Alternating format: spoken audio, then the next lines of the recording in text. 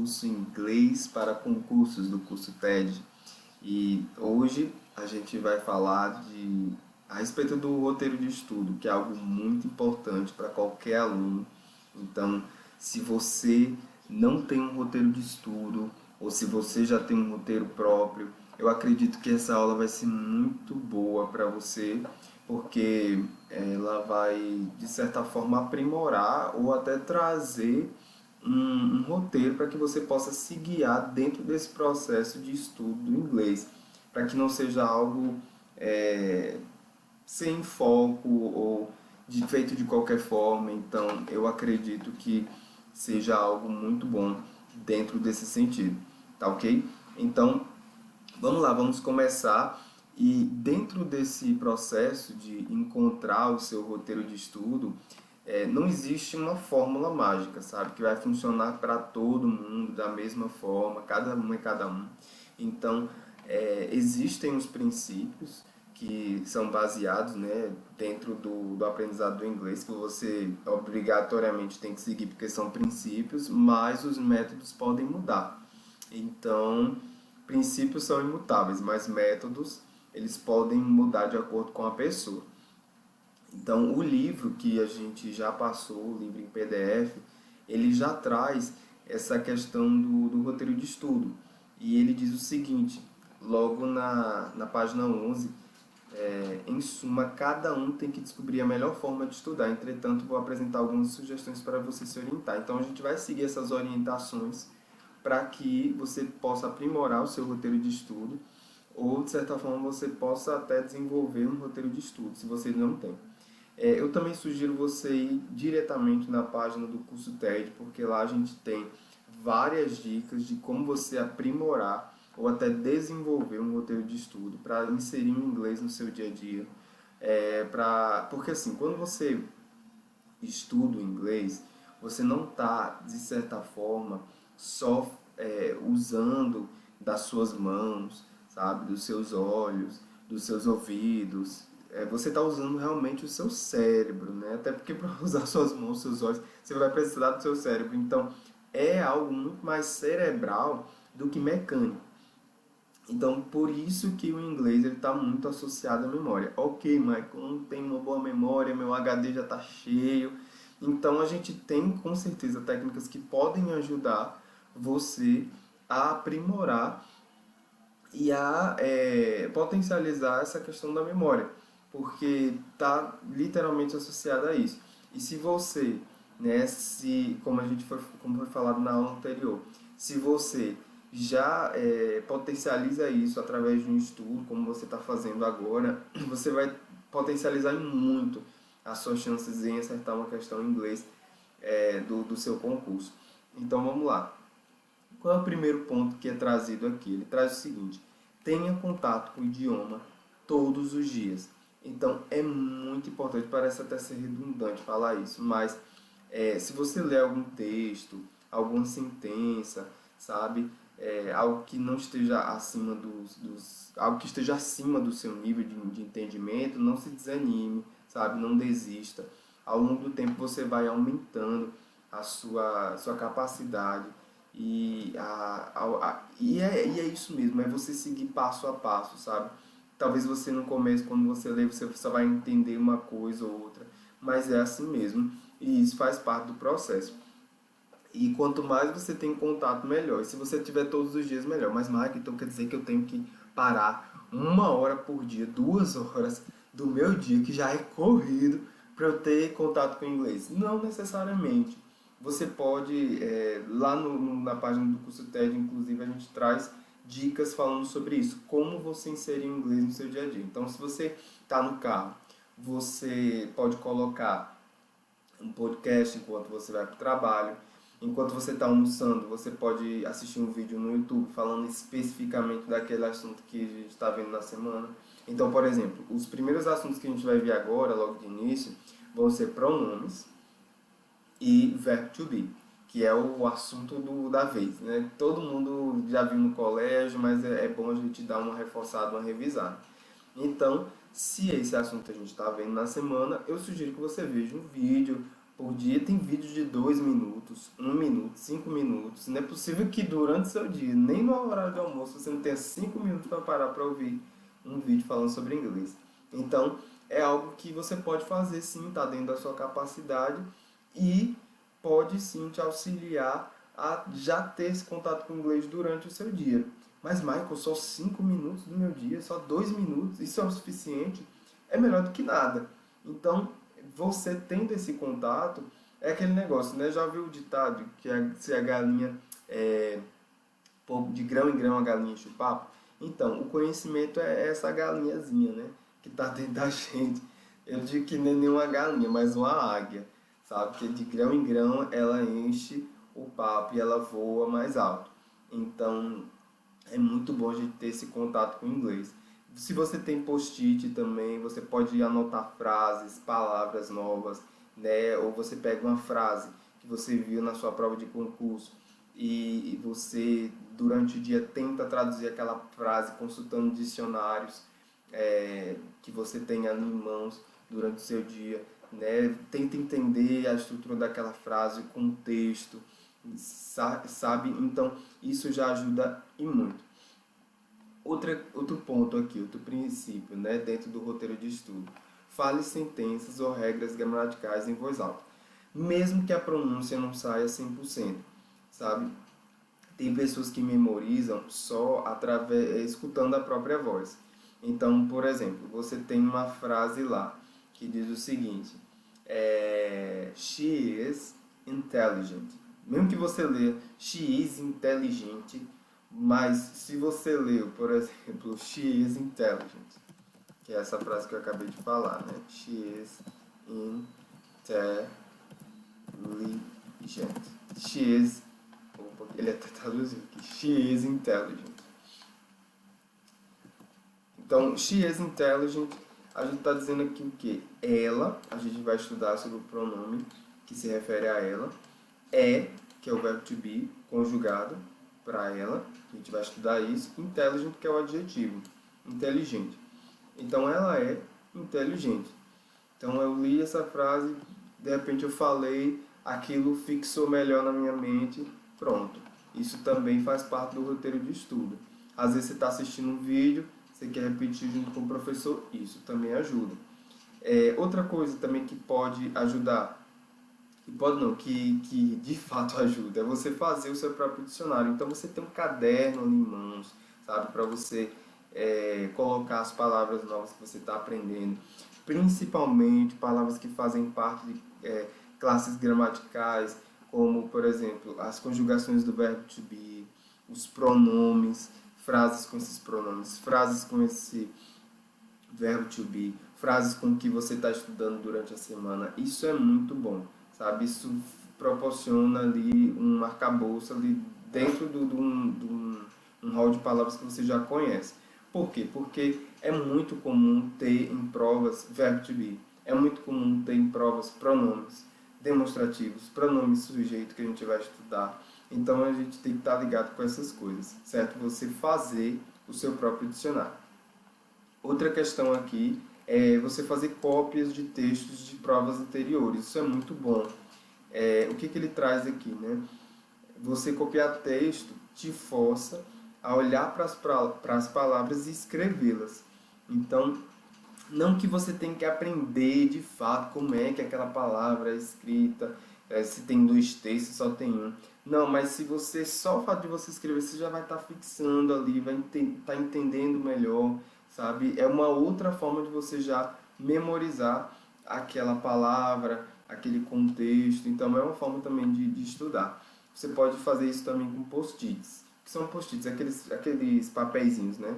Que você pode levar para o trabalho, dentro da bolsa. Você pode usar aquilo durante o seu dia para você ir praticando.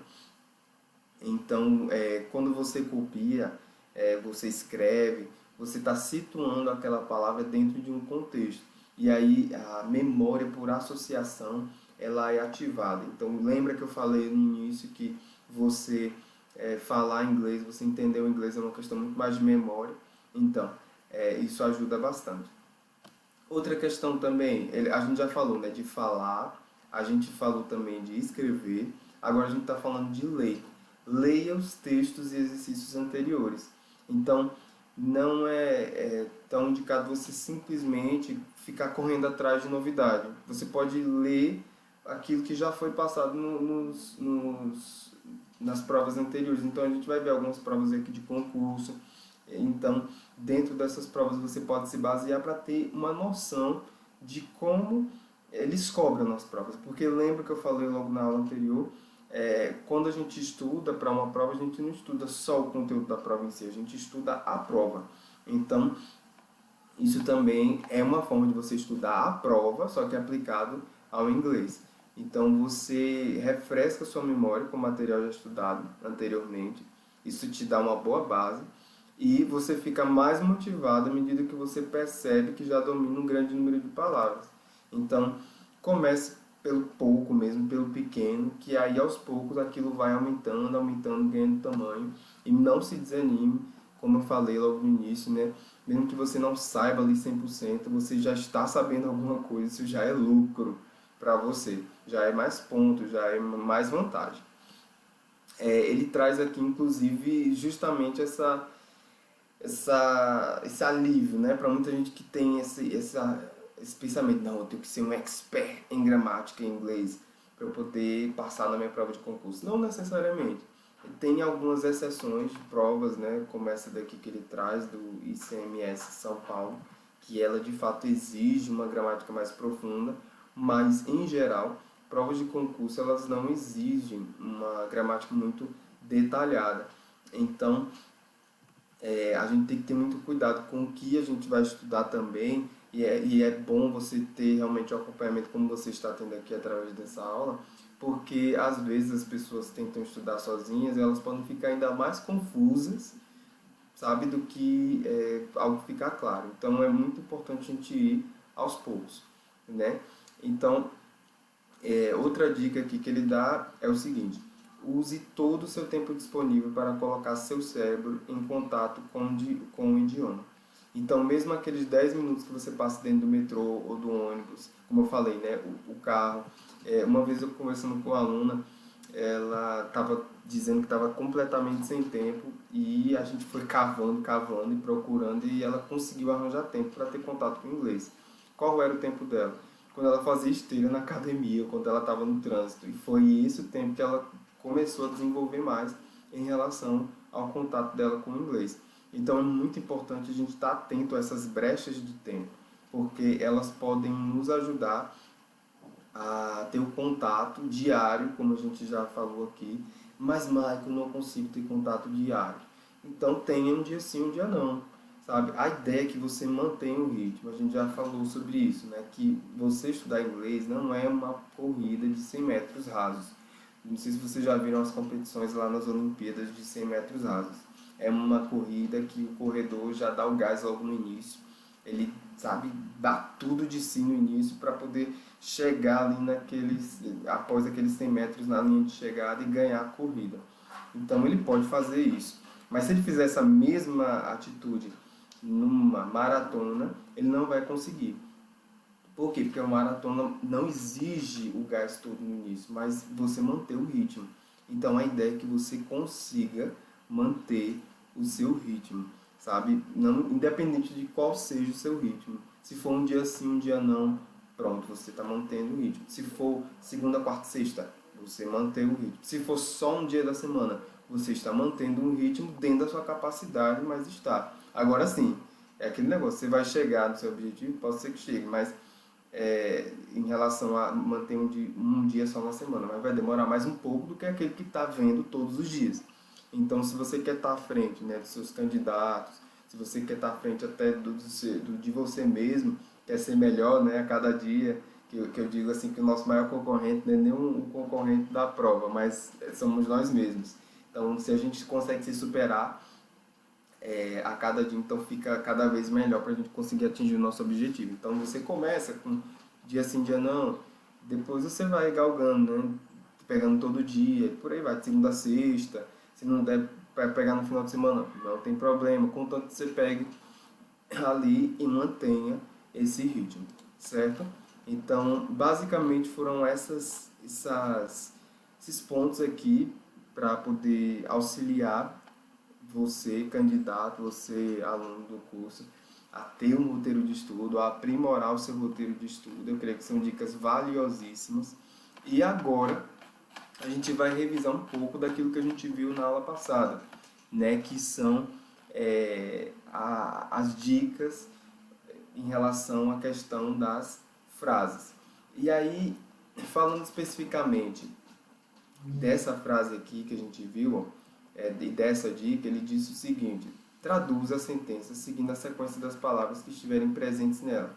Caso um trecho da tradução fique torto, inverta a posição das palavras naquele texto. Então você pode inclusive usar um dicionário para poder fazer isso. Então vamos lá. Se você tem um dicionário aí, pega esse dicionário agora. Pode ser no seu celular, pode ser um dicionário físico.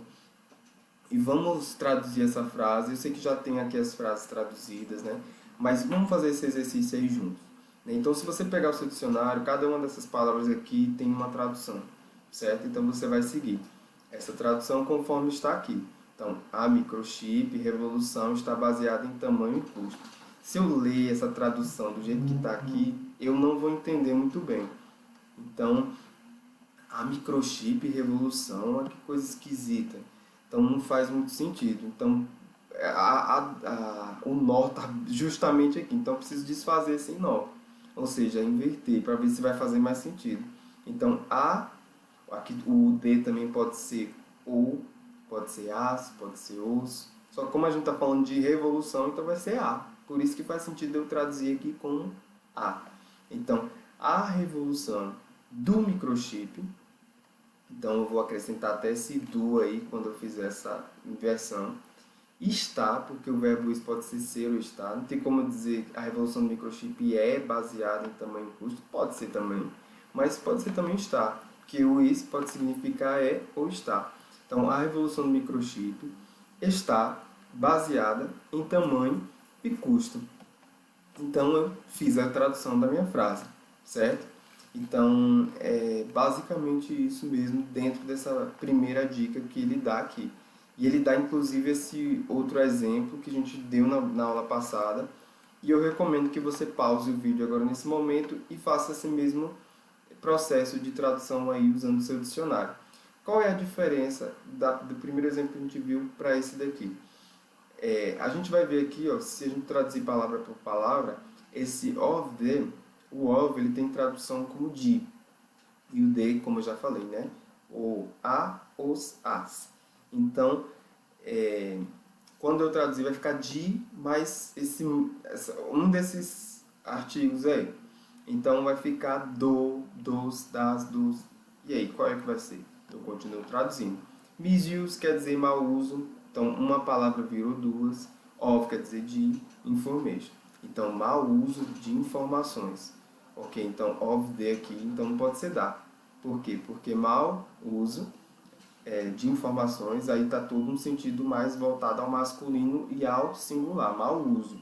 Então, do mau uso de informações. Então, essa seria a tradução mais adequada. Held on, quer dizer, esse sentido aí é mantidas em computer files, ou seja, computador, arquivos. Opa, ficou sem sentido, eu vou inverter aqui. Arquivos de computador. Agora faz sentido. Então, do mau uso de informações mantidas em arquivos de computador.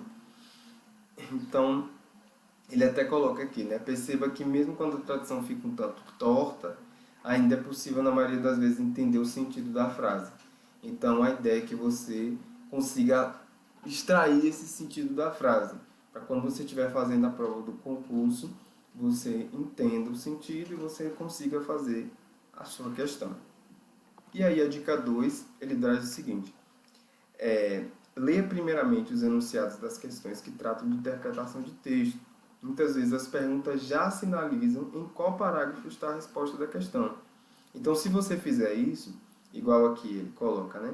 According to paragraph 1. Opa, eu não sei o que é according to, mas eu sei o que é. Olha essa palavra, paragraph 1, parece uma palavra em português. Então, já é uma palavra que ajuda bastante, essa paragraph, em questão de concurso. Por quê? Porque ela é uma palavra parecida com o português. Então, Se ele está dizendo, e esse according to já aparece muito também em provas. Então, according to tem o sentido de acordo com, para paragraph 1. Então, grava essa palavra aí, anota ela no seu caderninho de palavras do seu dicionário. Essa frase toda aí, according to paragraph. Essa frase aqui que eu vou destacar. According to paragraph. Anota ela. Por quê? Porque ela é muito comum em questões. Que quer dizer o quê? Que eu já falei, né? De acordo com o parágrafo. E aí vai. E aí, no caso, quando você coloca a questão do parágrafo, você já vai direto nele. Então, parágrafo 1. Então, você já vai direto no parágrafo 1 para você procurar a sua resposta. Então, você não fica mais lendo o texto todo, sabe? Não, você já vai focado. Inclusive, a gente vai estudar isso mais para frente, né? Quando já tiver já uma boa base em relação aos assuntos, à gramática, sobre a questão das formas de interpretação de texto. E essa técnica, ela já está baseada justamente em uma dessas formas. Você já ir para as alternativas e das alternativas você vai para o texto para você ir focado no que você vai procurar. Então, essa dica 2 é muito boa nesse sentido, certo? A dica 3, ela fala o seguinte: ao ler o enunciado da questão, certifique-se que ela não está pedindo para você dar uma resposta errada. Ou seja, às vezes o enunciado é do tipo, de acordo com o texto. Qual das alternativas abaixo não foi mencionada no texto? Então a gente tem que ter muito cuidado, né? Então, inclusive, a prova, tem provas, né, que eu acredito que a maioria delas, elas destacam esse not. Então, eu quero que você entenda a respeito da questão que quando tiver esse not aqui, eu estou negando. Então, a gente vai ver isso quando estudar verbo to be, mas já deixa aí escrito no seu caderninho de vocabulário que o not quer dizer uma negação. Então, você está vendo aqui, né, toda a sentença, que é só um exemplo. A gente não vai fazer essa questão não, mas aqui é só para demonstrar que esse not ele está falando, né? Vou traduzir aqui para vocês, né? Quais das sentenças seguintes não expressam o que está de acordo com o texto? Então é isso que ele está dizendo aqui. Então esse not está dizendo não expressa. E aí então você vai pegar a sentença que não expressa. Então você não vai precisar correr atrás da resposta certa, mas você vai correr atrás da resposta errada para você marcar ela. Então tem que ter muita atenção para não cair nessa casca de banana, que é uma casquinha, né, de banana. A dica 4 diz o seguinte: não se deixe enganar por números que estejam presentes nos textos. É muito comum numerais estarem presentes no texto e nas alternativas das questões. O elaborador da prova sabe que quando o candidato não domina o idioma, ele vai se basear em números. Aí é que mora o perigo. Então, ele diz o seguinte, né, que essa questão dos numerais, essa questão, por exemplo, pode aparecer números lá no texto, como anos, referentes a datas. Então, você não precisa se assustar, o que ele está dizendo é isso. Então, não tem essa necessidade de você tomar esse susto, não se deixar enganar em relação a essa questão dos numerais, certo? Então, tem que ter, inclusive, do tamanho do texto, sabe? Tem gente que olha para o texto, aí vê o texto grande, pensa que o texto é difícil, não, eu não tenho mais chance, olha o tamanho desse texto, meu inglês é básico. Não tem essa necessidade de você se preocupar com números, entende? Não precisa ter essa preocupação em se basear por tamanho, inclusive, de texto. Eu já fiz textos gigantescos em provas de inglês, e na época o inglês meu não era muito bom. E quando eu fui ver a alternativa, ele fazia justamente isso aqui, que está de acordo com a dica 2. Ele falava de acordo com o parágrafo 1, isso. Aí eu ia só no parágrafo 1, não precisava nem ler o texto todo, e aí a minha resposta estava lá. Então, não precisa ter toda essa preocupação em relação à questão do tamanho do texto e dos números que ele pode estar apresentando lá e que, de certa forma, pode passar essa ideia de susto, sabe? De espanto. Então, não se apavore diante do gigante, sabe? Parte para cima igual Davi e lança a pedra. Conhece a história de Davi e o gigante? Pronto, então é bem nesse sentido mesmo, certo? E aqui ele traz nessa pequena sequência aqui a, a conjugação do verbo estudar. Então, ele está mostrando aqui para vocês, né, a conjugação do verbo estudar e apenas a título de informação. É algo que eu vejo assim que não é necessidade a gente primeiro falar sobre isso, porque tem uma série de tempos verbais aqui que a gente ainda não estudou, então é interessante a gente ter visto primeiro esses tempos verbais para poder continuar em relação a isso, certo? Então, vamos lá, vamos começar de fato o estudo e agora a gente vai falar sobre a questão dos pronomes e ver os tempos verbais básicos. Então, vamos lá, a gente vai já dar início a isso já para de fato começar a colocar a mão na massa em relação ao inglês. Continuidade ao nosso assunto, vamos falar sobre os pronomes sujeito. Então, falando sobre os pronomes sujeito, um deles eu inclusive falei aqui no início para vocês, que foi o she. E o she significa ela. Então, vamos lá, vamos entender um pouco como é que isso funciona. Então, eu vou inserir aqui uma tabela para mostrar algo para vocês, que é em relação aos pronomes sujeito. Porque eu já quero apresentar tanto os pronomes sujeito quanto o verbo to be associado a cada um deles, certo? Porque, como a gente já vai falar sobre verbo to be, então é interessante a gente já fazer essa associação. O que é o verbo famoso, o verbo to be? O verbo to be tem professores que chamam o verbo to be, que parece o nome de um cachorro, ou to be, parece o nome de uma fruta, mas é o famoso verbo to be. E o que é o verbo to be? É o verbo ser ou estar. E o verbo to be, no presente, ele pode estar, né, em três formas, ou no presente, ou no passado, ou no futuro, que a gente chama de formas verbais. Então, quais são as formas verbais que nós temos no inglês? As três básicas. Então, eu quero que você anote aí. Presente, que a gente chama de present. Past, que a gente chama de passado. E future, que a gente chama de futuro. São essas três formas básicas. Existem várias outras formas verbais. Isso é fato. Mas essas são as básicas, certo? Então, a gente está trabalhando com o básico primeiro, né, para depois a gente ver o mais a fundo. Então, vamos lá. Então, falando de presente, a gente está falando de algo presente, certo? Present é o que a gente vai falar. O que é o presente? Presente é uma forma verbal que faz referência ao tempo presente. Então, como é o verbo ser ou estar no presente? No português mesmo. Eu sou, eu estou, ela é, ele é, ele está, ela está, eles são, eles estão, nós somos, nós estamos. Então, tudo isso está ligado ao presente.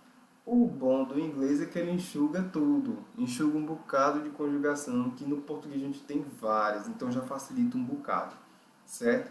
Então, e só antes de continuar, o verbo, como eu coloquei aqui, é o verbo to be, que ele tem dois significados, ser ou estar. Então, quando eu falar aqui, por exemplo, she is, pode tanto significar ela é, ou ela está. Então, pode ter ou esse significado ou o outro. Como é que eu vou saber, Michael, se ela é ou se ela está? Pelo contexto. Certo? Então, se eu falei she is intelligent, Então, intelligent é o adjetivo inteligente. Eu paro para pensar, né? Eu traduzo, vi lá no dicionário que intelligent quer dizer inteligente. Então, faz sentido de traduzir ela está inteligente? Não. É uma característica que está ligada ao que ela é. Então, ela é inteligente. Então, estou atribuindo essa qualificação a ela. Então, você vê que a questão da tradução por contexto, ela se aplica nesse caso. Então, para cada sujeito, para cada pronome sujeito, eu vou ter um verbo to be correspondente. E aqui a gente já tem um, que a gente já viu, que é o she is. Então, só colocar aqui, she, e o verbo to be conjugado para a pessoa she é is. Então, o que é she? She é ela. Ok? Então, tranquilo. Então, esse aqui é o verbo to be conjugado para a pessoa she, que pode significar é, como eu já falei, ou está. Certo? Então pode ter ou um significado ou outro. Ok? Quando eu quero falar em relação eu, aí no inglês é esse I aqui, ó. E esse I, ele pode aparecer assim maiúsculo até no meio da frase mesmo, certo? Então, I, o significado é eu. Ele é sempre maiúsculo no inglês. I, eu. E o verbo to be conjugado para o pronome sujeito I é o am. Ok? Tranquilo. Então, nós temos o I, que é em referência a eu, she, que é em referência a ela, e em referência a ele. É bem parecido com o she, só que eu tiro o S. E aí é o que? Esse H é aqui, ó. He, ele. Ok? E qual é o meu verbo to be associado a esse aqui, esse pronome sujeito? Esse. Que é o mesmo para she. Olha que coisa boa. Já facilitou a nossa vida, né? Então é a mesma coisa que está aqui. Eu vou até copiar e colar. Então, mesma coisa. Certo? Então, até então a gente viu esses aqui. Tranquilo? Agora a gente tem mais um, que é o it. O que é esse it? A gente vai estudar mais profundamente sobre o it, mas basicamente o it é um ele e ela para coisas. Então, para coisas, coisas para animais, para substantivos, né? Substantivos não identificados. Você, por exemplo, viu uma sombra, ou você simplesmente, estou dizendo que as pessoas estão vendo sombra ou algo do tipo, não, mas assim, vamos supor, né, você viu a sombra de alguém, e aí você não sabe quem é aquela pessoa, você pode usar um it para se referir àquela pessoa. Inclusive tem um filme, né, de terror chamado It, que quer dizer a coisa, se traduz em português como a coisa. Mas o It ele faz referência também a animais. Por exemplo, o cachorro, o gato. Às vezes, dependendo da familiaridade, a pessoa pode usar o he ou o she também. Às vezes pode acontecer isso, mas normalmente para animais você usa it. Tá ok? Pronto, basicamente são esses três aqui se referindo ao singular, certo? E qual é o verbo to be associado ao it? Esse, ok? Beleza. E quando eu quero ir para o plural, eu uso o I, que é nós. Tem para eles também, they, eles, ou também pode ser elas. E tem o you, que pode ser você ou vocês, tanto plural quanto singular. E para eles também eu uso um tipo só de verbo to be conjugado para eles três, que é o are. Quer dizer, para nós, né, ele pode ser conjugado como somos ou estamos,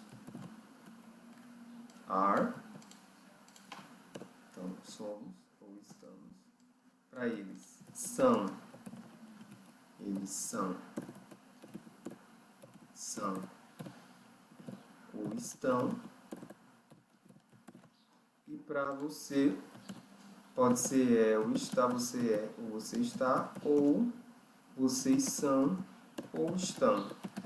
Eu sei, né, que as traduções elas acabam mudando de cada pessoa para pessoa, mas é o mesmo are, ok? Mesmo verbo to be, que é esse are aqui. Aí os verbos to be eu vou colocar em azulzinho para vocês só identificarem, certo? O que é verbo to be e o que é tradução. E os pronomes em inglês, os pronomes eu vou colocar em vermelho. Só para vocês... Vermelho não. Deixar vermelho. Então vermelho só para ter uma identificação do que é o que, do que corresponde ao que. Certo? Então, o verbo to be para eu, para I, am. Para he, she, it, olha que coisa boa. Um só. Is. Para we, they, you, are. Ok? Então, basicamente, é isso aqui que a gente estuda dentro dessa questão do verbo to be e pronome sujeito. Ok? E quando eu tenho uma frase, por exemplo, Laura é inteligente. Inteligente. Como é que eu falo isso aqui em inglês? Laura is. A gente já viu esse pronome, esse adjetivo, intelligent. Tá aqui. Laura is intelligent. Então, a Laura é inteligente. Então, por que foi que eu coloquei o is aqui? Porque Laura faz referência a uma mulher. Então, se é uma mulher, uma só, faz referência a qual pronome daquela tabela? Ao pronome she. E qual é o meu verbo to be correspondente para o pronome she? Is. Então, eu coloco aqui, ó, Laura is intelligent. Então, she is intelligent. Ok? E se eu fizesse isso aqui? Esse assunto aqui está dentro da questão das equivalências. É o que a gente chama no inglês de equivalências. É importante a gente já entender isso, né? Agora de início, dentro dessa explicação do inglês básico. Por exemplo, Marcos é talentoso. Então, como é que ficaria essa frase em inglês? Marcos is talented. Então, Marcos é talentoso. Então, é isso que eu estou falando aqui em inglês. Por que ficou o is? Porque Marcos faz referência a qual pronome daquela tabela? Ao pronome he, que é ele. Tá vendo aqui, ó? Então, o verbo to be que eu vou usar é esse. Então, Marcos é talentoso. Ok? E se eu falar o seguinte... Andressa e Melissa são amigas.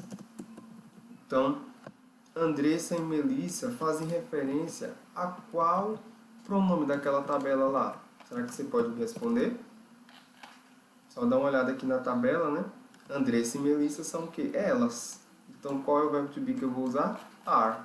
Então, Andressa e Melissa are friends. Então, Andressa e Melissa are friends. Por que eu usei o are? Porque faz referência ao pronome eles. Andressa e Melissa é equivalente ao pronome eles aqui. É como se tivesse o pronome ele. Elas, perdão. Elas aqui nessa frase. Então, elas são amigas. Então, Andressa e Melissa are friends. Ok? Se eu fizesse o seguinte, eu e você somos amigos. Friends é uma palavra que serve tanto para amigas quanto para amigos. Então, eu e você, nós. Então, eu e você faz referência ao pronome we, que está aqui, ó, nós. Na verdade, eu e você é uma equivalência a nós. Qual é o verbo to be que eu uso? Are. Então, we are friends. Então, nós somos amigos. Então, em inglês, né? You and I. Você e eu somos amigos. Então, por isso que eu coloquei o are aqui. Por quê? Porque faz referência a nós. We. Então, veja que cada uma dessas frases aqui eu quis mostrar para você as equivalências. Entende? Então, se eu falar, por exemplo, Titanic is big, is a big ship. Então, o Titanic é um grande navio. Então, é isso que eu estou falando aqui. Titanic, Titanic, né, em inglês. A gente lê Titanic, faz referência a qual pronome desses aqui? It. Por quê? Porque é um navio, é uma coisa, né? Então, ele. Então, qual é o verbo to be correspondente para ele? O is. Então, Titanic is a big ship. É isso que eu estou falando aqui. O Titanic é um grande navio. Então, Titanic é um grande navio. Ok? Beleza. Então, aqui eu faço referência ao it. Pronto. Então, aqui eu estou mostrando as equivalências e por essas equivalências você identificar qual é o verbo to be que vai ser utilizado, certo? E também a qual pronome, né, sujeito essas palavras aqui elas vão se identificar. Então a gente viu uma equivalência a nós, equivalência a elas, que a gente viu aqui, a ele, a ela. Então cada uma dessas equivalências elas estão correspondentes a essa tabelinha aqui e a gente entende isso associado ao verbo to be, ok? Agora a gente vai ver isso na prática numa questão de concurso. Então vamos lá. Essa daqui é a questão. The Titanic sank in the beginning of tananã century. Então, ok. Tem uma frase aqui, tem uma palavra que está em destaque, beleza. Li essa frase toda, não entendi tudo, eu continuo feliz e com fé de que eu vou conseguir fazer essa questão. Então vamos lá. Eu sei o que é The Titanic, porque The eu já traduzi. Lembra que a gente traduziu lá no início da aula? The pode significar o, a, os, as. Então, nesse caso aqui, como é Titanic, então esse D está significando o quê? O Titanic. Então, o Titanic, ok. Essa palavra está em destaque. Eu respiro fundo e continuo. Mesmo não sabendo toda essa frase aqui. Mas eu continuo. E aí ele vai na 2 aqui, ó. The baby of our upstairs neighbors is crying aloud. Ok, eu não sei todas as palavras dessa frase, mas eu vi que está em destaque aqui é the baby. The eu já sei a tradução. Baby, a gente já viu, não sei se vocês já assistiram a Família Dinossauro, tem lá o baby, né? Que é o bebê mesmo da família. Então, baby está associado a bebê. Tem marcas também com o nome baby. Então, baby está se referindo a bebê. Ok, então... E esse resto aqui que está em destaque? Of our upstairs neighbors. Ok, mas eu só sei o bebê. Isso já me basta? Já. Você vai ver que vai bastar para você resolver a questão. Aqui o terceiro, ó. My pet. Opa, pet. Que palavra é essa? My eu também pode ser que eu tenha visto ou não. Algumas pessoas podem conhecer my, mas my quer dizer meu. Mas essa palavra pet, a gente já viu, acredito que você já tenha visto, em loja de artigos de animais. Pet shop. Não é assim que a gente chama? De pet shop. Vou colocar aqui, ó. Para você ver. A gente vai ver aqui isso numa imagem só para você poder visualizar. Lembra que o inglês é muito associado à memória? Então a gente está puxando da sua memória algumas palavras aí do inglês que talvez você já conheça. Aqui, ó, pet shop é uma palavra que a gente, do português mesmo, a gente já entende o que é. O que é uma pet shop? Shop é comprar, então é um local de compras para o quê? Para o seu pet. Pet pode se referir a cachorro, gato, animais. Espera aí, animais? Então, lá na minha tabela de pronome sujeito, tem um pronome associado a animais. E é justamente o que ele pede aqui, ó, na alternativa. A alternativa que possui os pronomes que substituem corretamente os termos em destaque é. Então, a gente vai fazer nessa questão aqui, isso que a gente fez agora durante toda a explicação. As equivalências. Então, The Titanic. Titanic. Titanic é o quê? Uma coisa. Opa, então isso se refere ao pronome it. Então, então já pode ser ou a letra A ou a letra B. Olha que coisa maravilhosa. Se você já pega essa primeira resposta aqui, ó, da 1, você já tem 50% de chance de acertar a sua questão. Por quê? Porque você já tem uma informação. Você já sabe ali que o Titanic está se referindo a uma coisa, o pronome sujeito aqui que você estudou junto com o Teacher Michael, dentro dessa tabela aqui, ó, referente à coisa, é o it. Então eu já tenho 50% de chance de acertar, né? Aí mesmo que eu não saiba esse aqui do meio, porque ó, o destaque dele aqui, as palavras que estão em destaque, elas é um pouquinho grande, então eu vou para o terceiro, que talvez eu já saiba já melhor. Pet se refere a uma coisa também, my pet, o meu pet. Então, então a última, né, que é a terceira. Então essa terceira alternativa aqui, que é my pet, o meu pet, se refere a ele, não necessariamente vai se referir a quê? A um it. Então, it. Então vai ser o primeiro com it, que está se referindo ao Titanic, e o último com it também. Então, que está se referindo ao meu pet, que é um animal. Então, eu já sei qual é a alternativa. É a letra A. E a segunda, né, que está se referindo a bebê, o bebê, no caso está she, então como é she se refere a ela. Então a gente já sabe pela frase, né, poderia supor que o sexo do bebê é uma menina, então she. Às vezes quando você não sabe o sexo, você pode até atribuir a um it, quando você não sabe. Mas quando você já sabe, aí você pode designar o pronome correspondente, que é she ou he.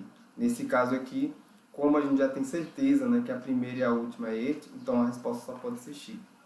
Então, veja, eu respondi essa questão com vocês de uma forma que eu não traduzi todas as frases, todas as palavras da frase inteira, de uma forma que dá para você fazer, mesmo tendo inglês básico.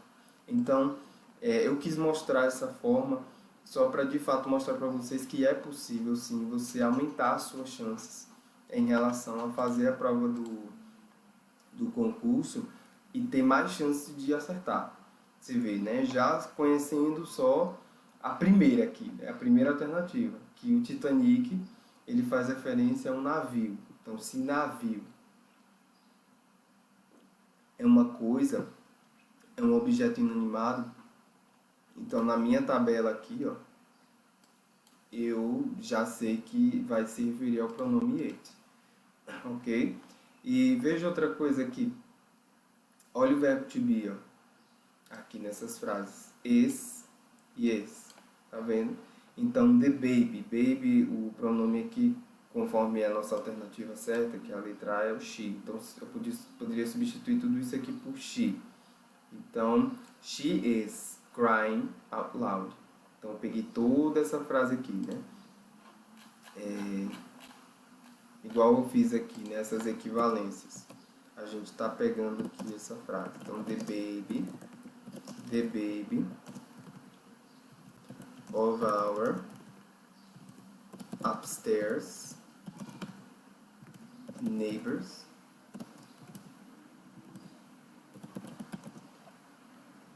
equivale a qual pronome? She.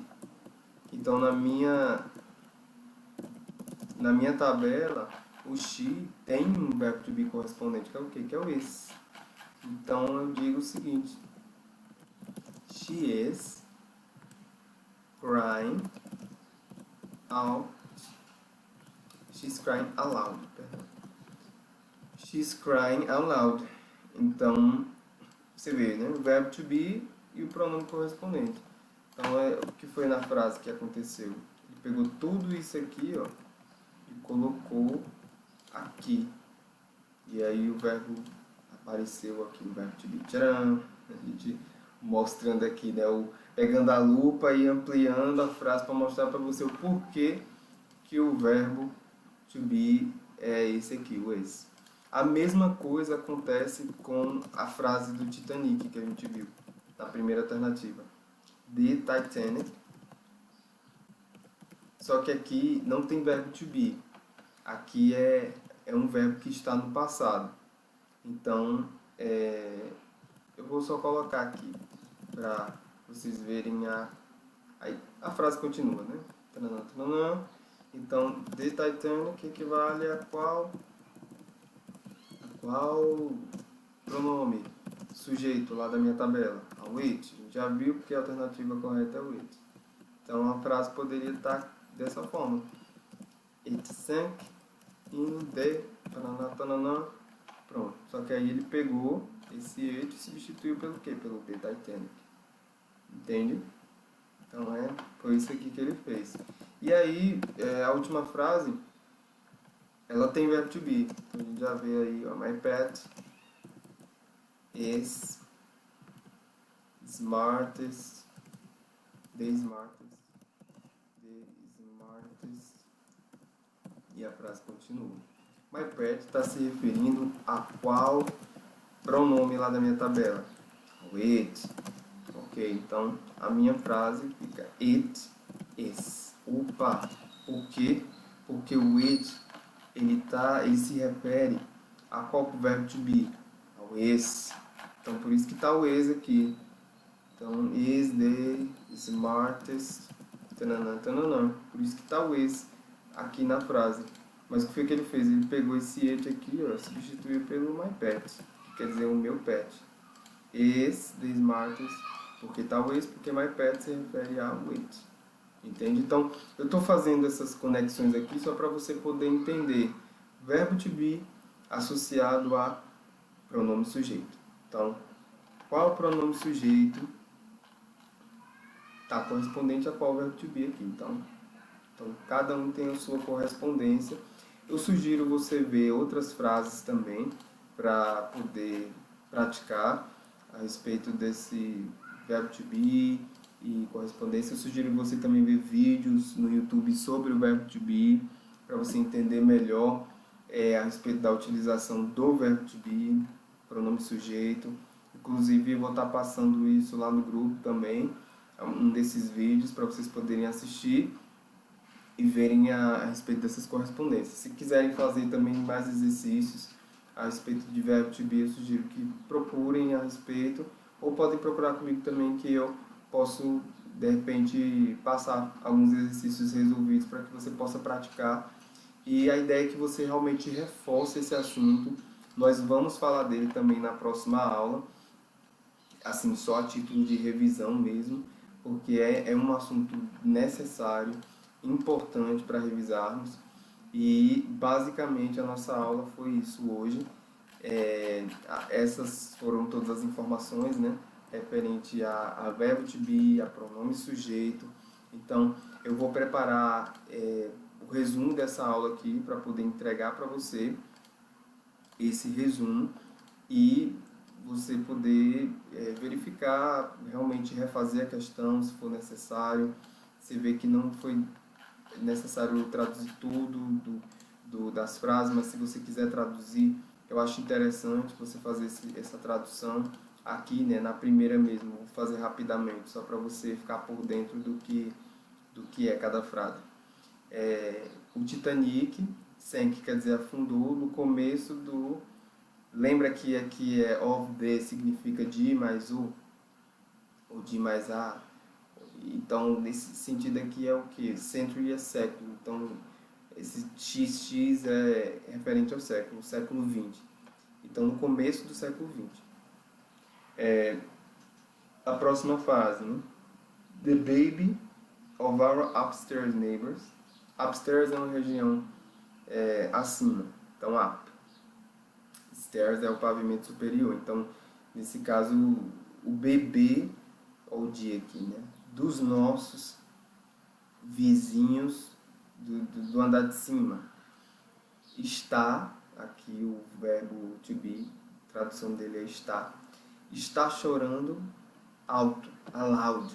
Então é isso que ele está dizendo aqui nessa frase. Na terceira, meu pet, quer dizer o meu bichinho de estimação, pode ser é ou está. O que vai dizer é o contexto. The smartest. Então, the smartest é o mais esperto.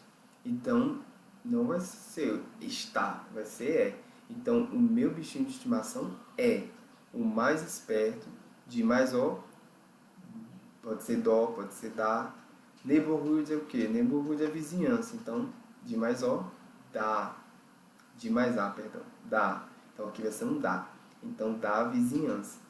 Everybody, que quer dizer todo mundo. Enjoys seeing him. Então, todo mundo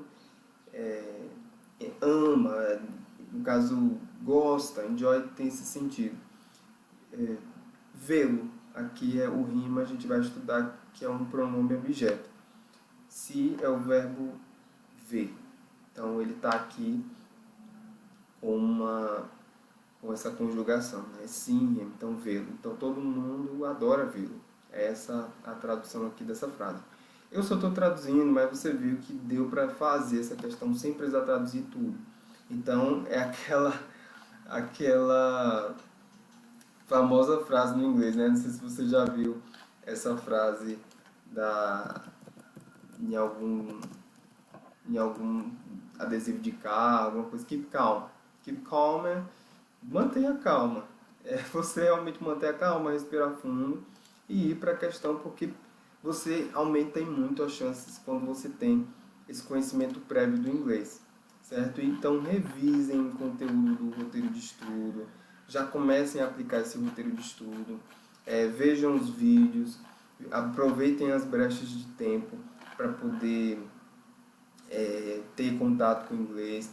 Eu sei que o conteúdo foi a respeito de verbo to be, do pronome sujeito, né? A gente ainda vai ver isso aqui, que é o pronome objeto. A gente viu um pouquinho disso aqui na alternativa, mas eu vou explicar com mais calma na aula que vem, certo? Ou em outra aula mesmo que eu achar propício explicar sobre isso.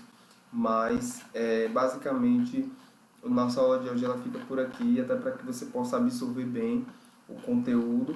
E qualquer dúvida é só procurar o teacher, porque é um assunto que dá para levar bem, não é um bicho de sete cabeças. E eu tenho certeza que você vai conseguir entender melhor esse assunto do verbo to be através dessa didática que foi passada aqui. E também eu creio que isso vai potencializar em muito a sua capacidade de fazer a sua prova da melhor forma possível. Tá ok? Então é isso aí, galera. Tenham uma ótima semana e grande abraço.